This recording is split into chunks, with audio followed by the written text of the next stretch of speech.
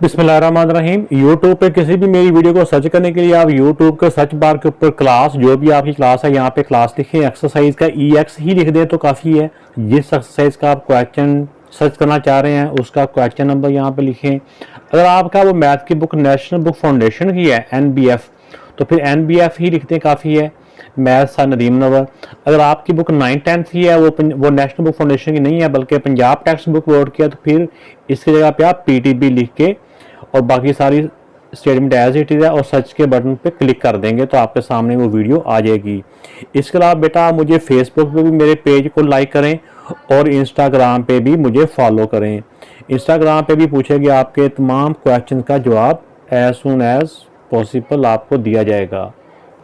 और मेरे चैनल को सब्सक्राइब करके और बेल आइकन का बटन प्रेस करके मेरी हौसला अफजाई करें।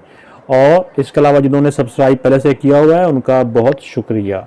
तो बेटा ये क्वेश्चन नंबर 4 है। सबसे पहले हमने इसको, ये जो मिक्स फ्रैक्शन है इसको हमने इम्प्रॉपर फ्रैक्शन में कन्वर्ट कर लेना है। इन दोनों को मल्टीप्लाई करना होता है, जो आंसर आएगा उसमें ऊपर वाली वैल्यू प्लस करनी होती है। ऐसे करके 9 4 दा 36 जो भी इनका आंसर आएगा उसमें ऊपर वाला नंबर प्लस कर लेना होता है। 36 में 3 प्लस किए तो हो जाएगा 39/4। इसी तरह बाकियों को भी हम ऐसे ही राउंड ऑफ कर लेंगे। तो बाकी हमने कुछ भी नहीं किया, सारे साइन भी एज इट इज़ हैं, सिर्फ हमने इनको इम्प्रॉपर फ्रैक्शन में कन्वर्ट किया है।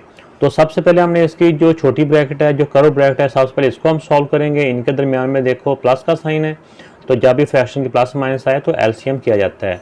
2 और 4 का LCM होता है, चेक कर लेते हैं हम। 2 से डिवाइड हो रहे हैं दोनों, 2 1 दा 2 2 2 दा, फिर ये 2 से 1, ये भी 1 है, 2 2 दा 4, LCM हो जाएगा 4। तो इनका LCM लिख देंगे यहाँ पे और बाकी सारे एज इट इज़ नीचे आ जाएंगे। अब देखें कि इसका LCM लिख दिया हमने, दोनों का 4 आ गया। 2 को किससे मल्टीप्लाई करेंगे, 4 आता है, इसको 2 से मल्टीप्लाई करेंगे। 2 2 दा 4 होता है, इसको भी 2 से मल्टीप्लाई किया तो ऊपर वाले नंबर को भी उसी नंबर से मल्टीप्लाई करना होता है। 3 2 दा 6, जो भी साइन हो दरमियान में आ गया। अब ये भी 4 है, ये भी 4 है, ये 1 से मल्टीप्लाई होगा तो ये भी 1 से। 7 1 दा 7, ये 6 और 7 को प्लस कर देंगे, 13 आ जाएगा, बाकी सारा एज इट इज़ नीचे आ जाएगा। ये 13 आ गया तो अब ये सिंगल फ्रैक्शन आएगी, तो इसके जो साइड वाली ब्रैकेट है इसकी अब ज़रूरत नहीं है, तो जो अगली ब्रैकेट्स हैं वो सारी आ जाएंगी।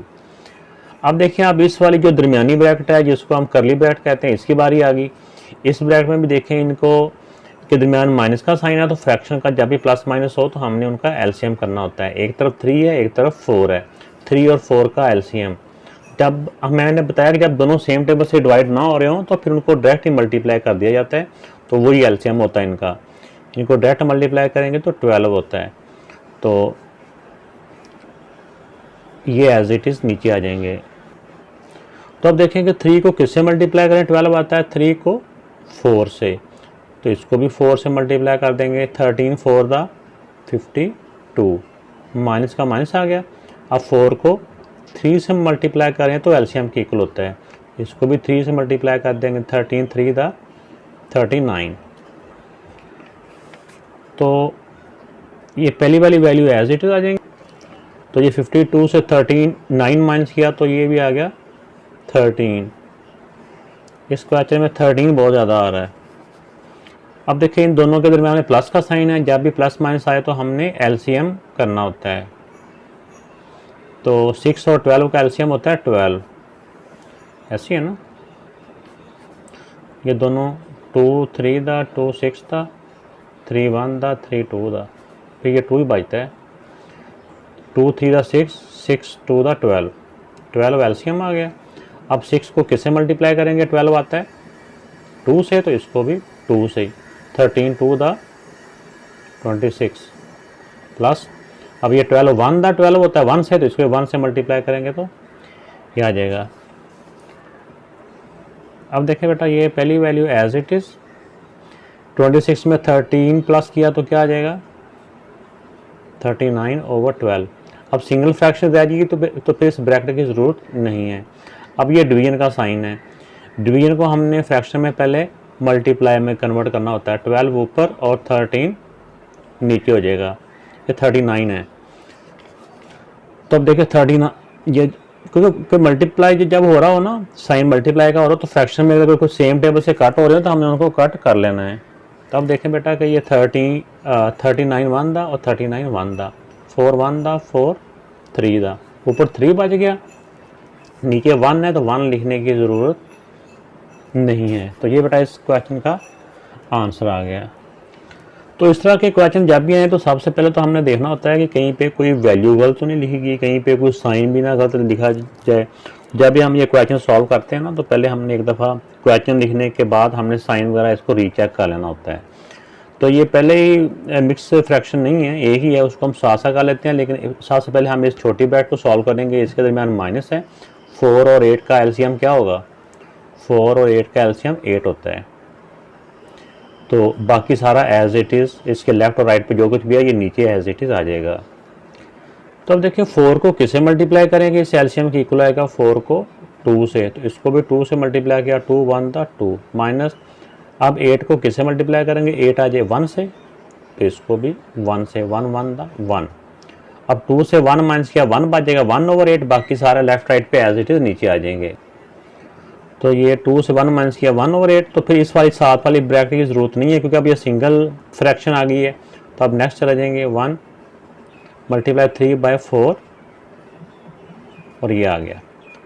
अब यहाँ पे देख लें कि मल्टीप्लाई का साइन है दरमियान में, तो ये आपस में कैंसिलेशन तो नहीं हो रही ऊपर नीचे सेम टेबल से। तो हम इसका अब ऐसे कर लेंगे कि ऊपर वाले को ऊपर मल्टीप्लाई कर देंगे, नीचे वाले को नीचे मल्टीप्लाई कर लेंगे। 3 1 दा 3 और 8 4 दा 32। तो अब ये सिंगल फ्रैक्शन अगर ये एक ही फ्रैक्शन है तो अब ये इस वाली ब्रैकेट की ज़रूरत नहीं है, अब नेक्स्ट वाली ब्रैकेट लगा देंगे। तो अब क्योंकि इन दोनों फ्रैक्शन के दरमियान में डिवीजन का साइन है, तो जब डिवीजन का साइन होता है तो हमने सबसे पहले उसको मल्टीप्लाई में बदलना होता है। मल्टीप्लाई में करेंगे तो नीचे वाली वैल्यू ऊपर और ऊपर वाली नीचे, जिसको बोलते हैं रेसिप्रोकल। अब देखें बेटा 3 1 दा 3, ये भी 3 1 दा 3, कटिंग होगी। तो वैसे तो हमें पता है कि ये 2 से 32 भी कैंसिलेशन हो रही है, इसको कर देंगे तो भी ठीक है। मैं इसलिए कटिंग नहीं कर रहा कि इसको 2 ही रहने दें और ऊपर वाला यानी 2 1 दा 2 और 32 1 दा 32। मैंने इसलिए कटिंग नहीं की कि मुझे नज़र आ रहा था कि इस तरह भी 2 ही है, तो फिर एलसीएम करने में हमें आसानी हो जाएगी कि जब सेम नंबर हो तो वही एलसीएम हो जाता है ना। तो अगर वही नंबर एलसीएम में आ जाए तो ये 11 एज इट इज़ प्लस ये 32 एज इट इज़, इन दोनों को प्लस किया तो 32 में 11 प्लस किया तो 43/2। तो अब ये नंबर आ गया। अब इसको हम डिवाइड कर लेंगे, तो इनको प्लस किया तो 43/2 आ गया। अब 43 क्योंकि अब इम्प्रॉपर फ्रैक्शन है तो हम इसको डिवाइड कर लेंगे। 2 2 दा 4, 3 नीचे आया, अब फिर 2 1 दा 2 1, 21 होल 1/2। ये बेटा इस क्वेश्चन का आंसर आ गया।